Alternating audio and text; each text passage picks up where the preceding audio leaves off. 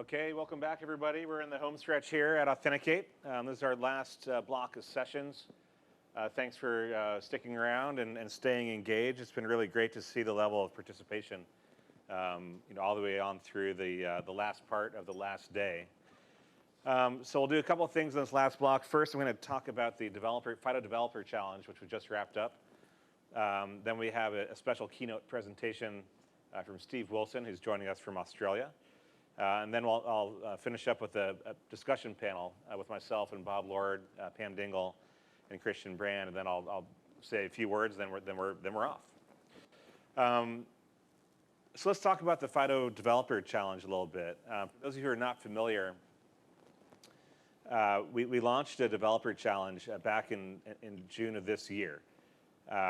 This builds on prior work we'd done the past few years in Korea.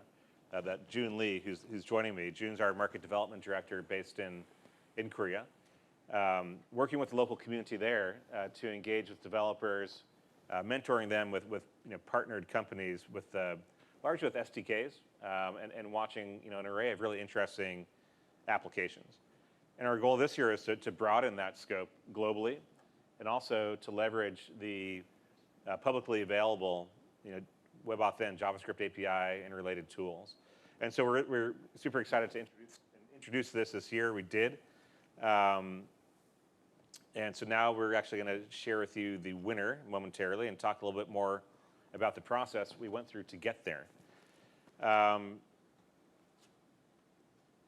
So June, let me ask you. So I'll start first. Here's the high level. Basically, we had, as you can see in the top diagram, we had a flow chart, a very detailed process that winnowed things down to slightly over a dozen teams.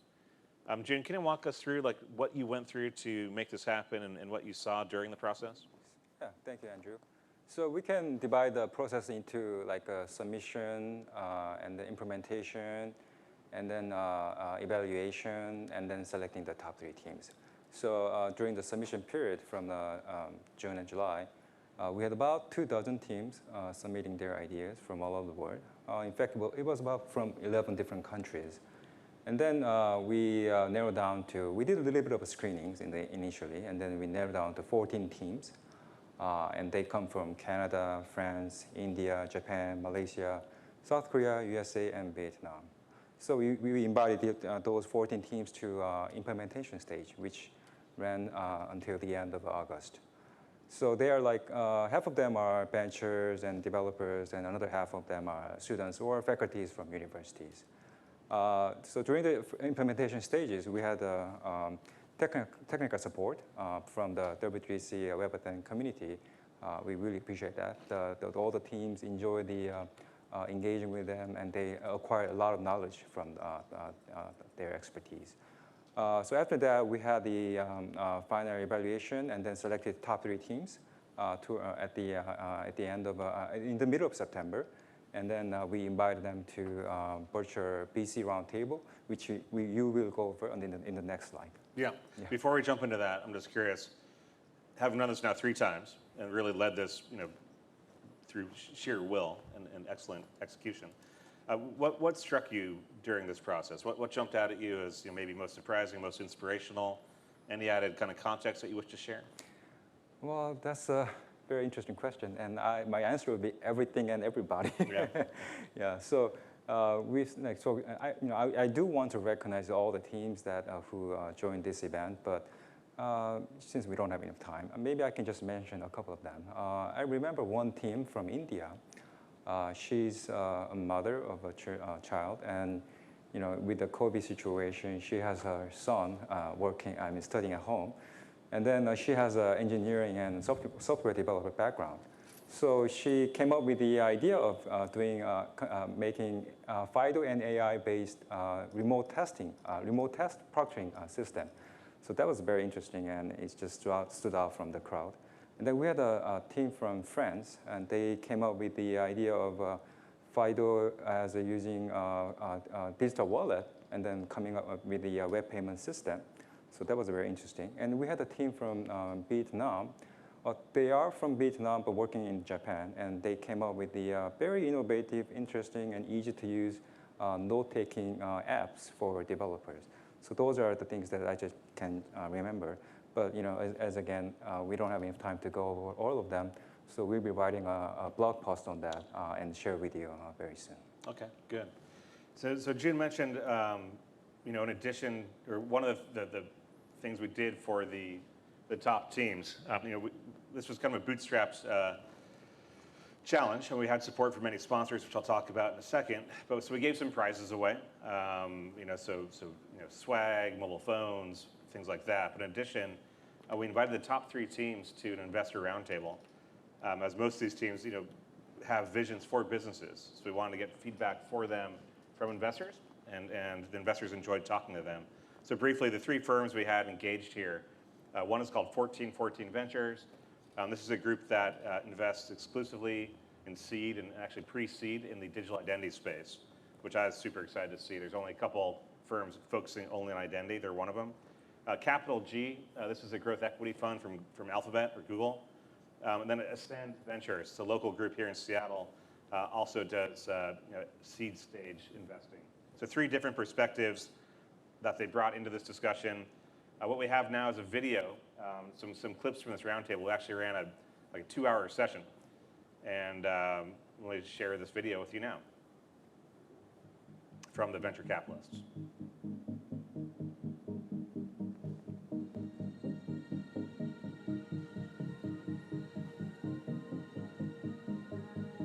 My 2 pieces of advice are keep it simple, because I think entrepreneurs have a tendency to overcomplicate what they're doing, and that doesn't serve them well in their ability to recruit both team members or investors. And secondly, have a clear focus on how you're going to get distribution, because oftentimes smart people come up with really elegant solutions, but it doesn't have a clear path to getting distribution scale, which is ultimately critical for building a business.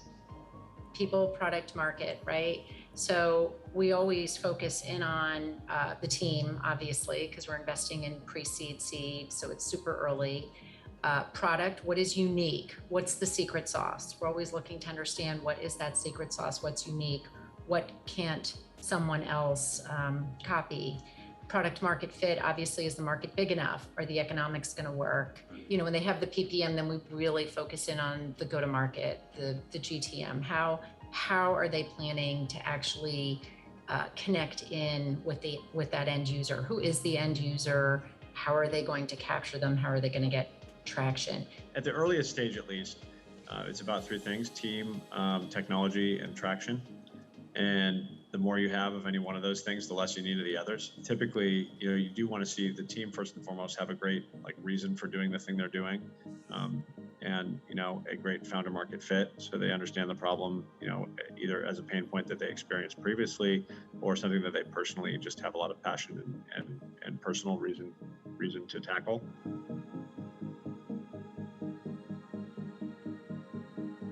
Clearest trends that we're seeing right now are around the consumer market, where there's a lot of investment around verification and proofing. Yep. And I think there's 2 distinct types of businesses that are forming up there. There's one that are kind of service oriented, where we're providing a service in the back end because it's something that's hard to do. And so there's a lot of funding going into those businesses. There's a second type, which is more of a network based, which is similar to the services side, but saying, hey, let's have a consumer facing product where they can actually have a credential that they take other places. I think, in 10 years, we'll look back and say, gosh, that was obvious that there was going to be a large scale network identity business that helps reduce friction to the digital processes and transactions and life that we lead.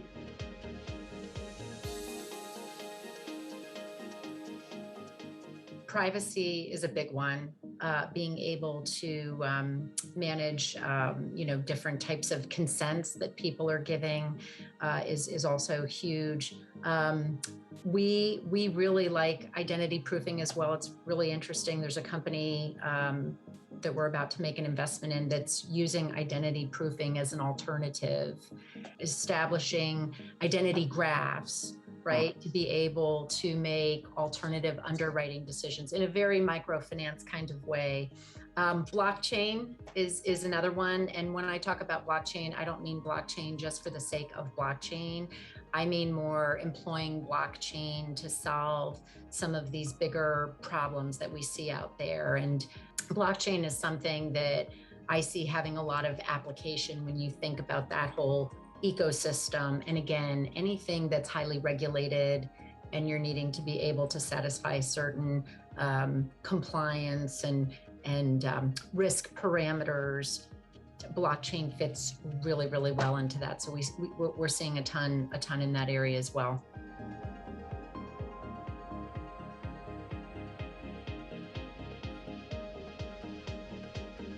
Yeah, I think what's really exciting is the number of people spinning out of companies to start companies. And I think, phase one was Microsoft, and, everyone from Expedia to Zillow and all sorts of folks in between, have Microsoft heritage. And so that was sort of the first wave of Seattle entrepreneurs that created, unicorn outcomes and now decacorn outcomes.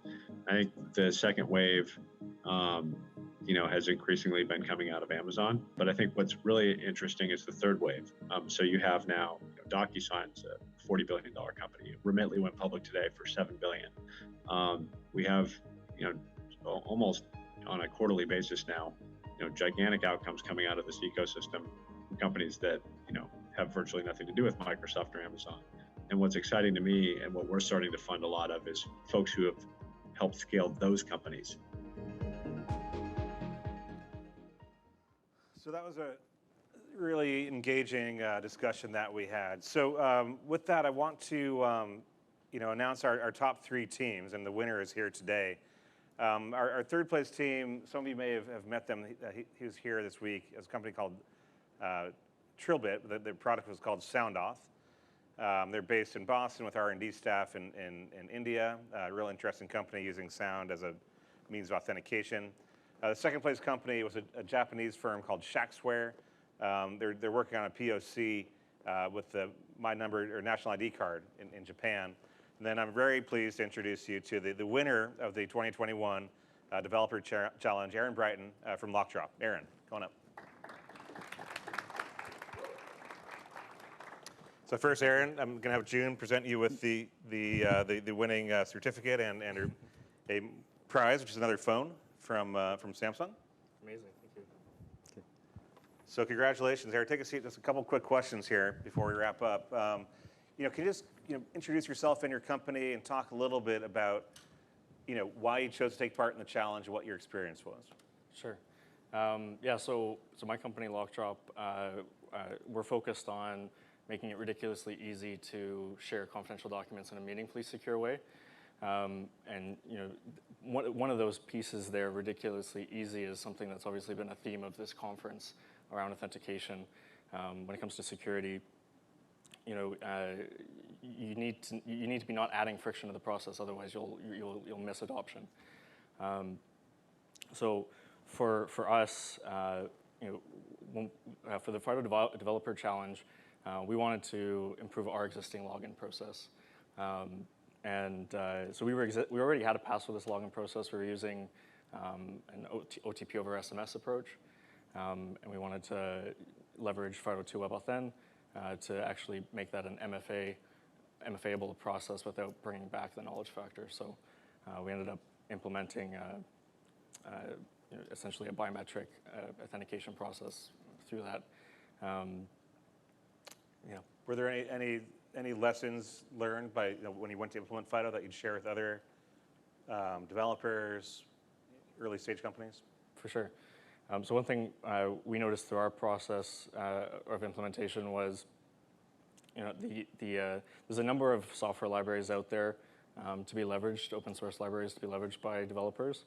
So for us, we use a library called Simple WebAuthn, but there's lots of other ones out there that would work for different people or different companies. And one thing to look at would also be go beyond the authentication process. Look at like authenticating individual users. Go beyond that. Look at how you can leverage FIDO2 in other use cases within your products. Okay. Good. Well, Aaron, congratulations again. Thank you. Thank you. So stay put for just a sec. So the last thing I want to do is thank the sponsors for the Developer Challenge. You see the logos here. These companies helped fund the challenge, but also serves as judges. So Vittorio was one of the judges. Vittorio, thank you for all your efforts. Bill Leddy from Login ID was one of the judges. I don't know which other judges we have in the room, but all these companies, Arshad from Strong Key also, were instrumental in supporting and guiding the teams and the challenge itself. So thank you. All right. Thank you. Thank you, Jim. Thank you.